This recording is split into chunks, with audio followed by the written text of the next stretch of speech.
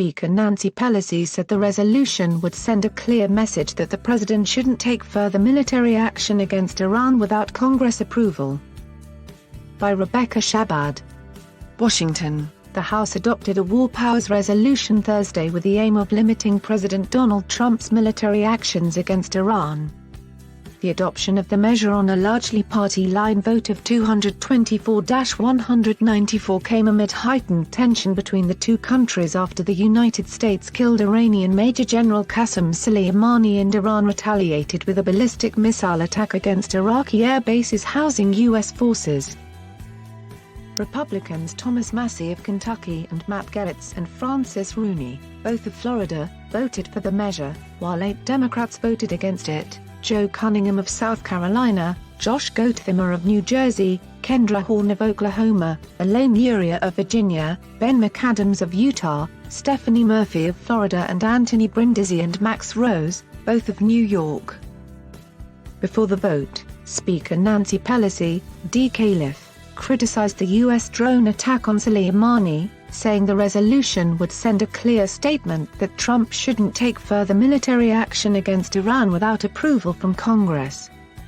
Last week, in our view, the administration conducted a provocative disproportionate airstrike against Iran which endangered Americans, and did so without consulting Congress, Pelosi said at her weekly news conference.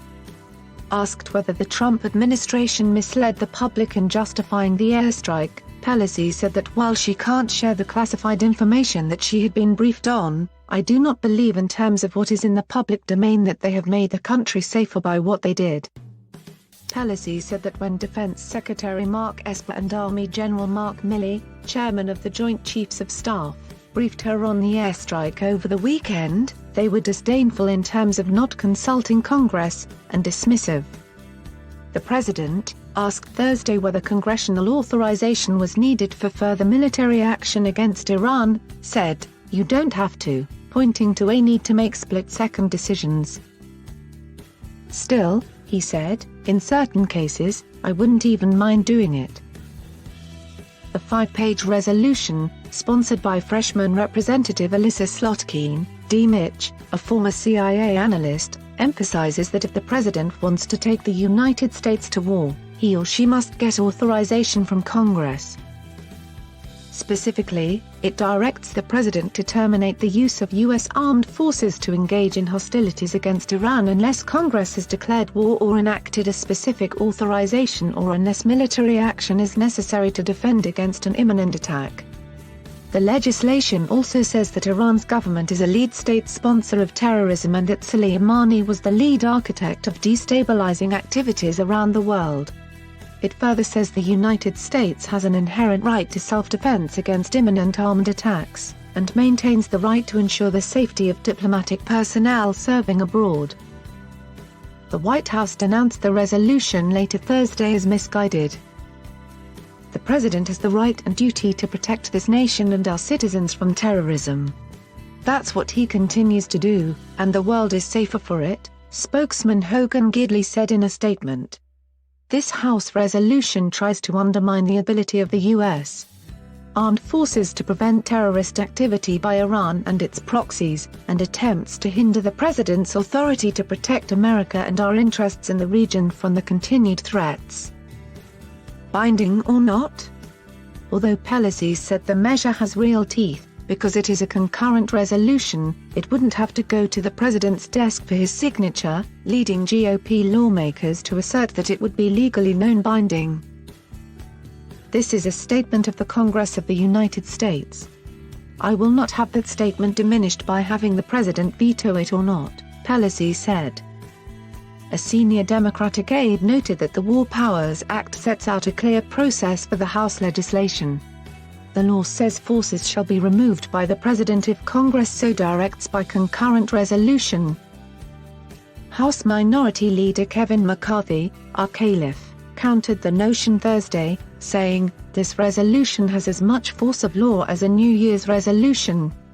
At his weekly news conference earlier Thursday, McCarthy said, "This is a meaningless vote that only sends the wrong message that the House Democrats would rather stand with the socialist base than stand against Iran."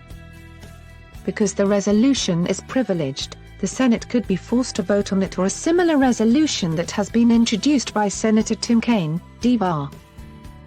Trump urged GOP members Thursday morning to oppose the measure.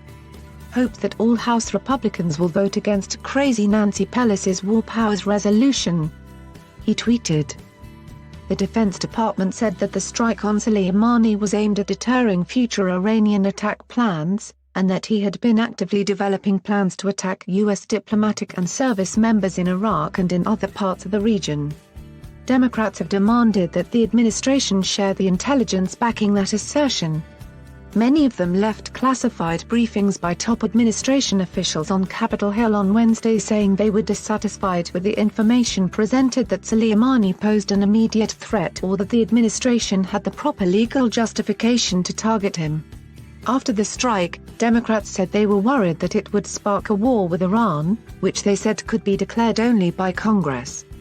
Top officials have said they based the strike on the 2002 authorization for the use of military force that Congress passed to authorize the war against Iraq when it was led by Saddam Hussein. Iran retaliated Tuesday when it launched a dozen ballistic missiles from Iran targeting Iraq air bases housing U.S. forces. Trump announced Wednesday morning that Iran appeared to be standing down. Two GOP senators, Ron Paul of Kentucky and Mike Lee of Utah, left the Senate briefing Wednesday echoing Democrats' frustration with the explanation for targeting Soleimani. Lee said, "It was probably the worst briefing I've seen, at least on a military issue, in the 9 years I've served in the United States Senate." Trump said Thursday that Lee and Paul had wanted information that is very hard to get, because the military needed to protect sources. "I get along great with Mike Lee, I've never seen him like that," he said, adding that other people have called and said it was the greatest presentation. Pelosi said the House would soon consider another proposal from Representative Barbara Lee, D. Califf, which would repeal the 2002 use of force authorization. "It needs to be addressed, it needs to be rewritten.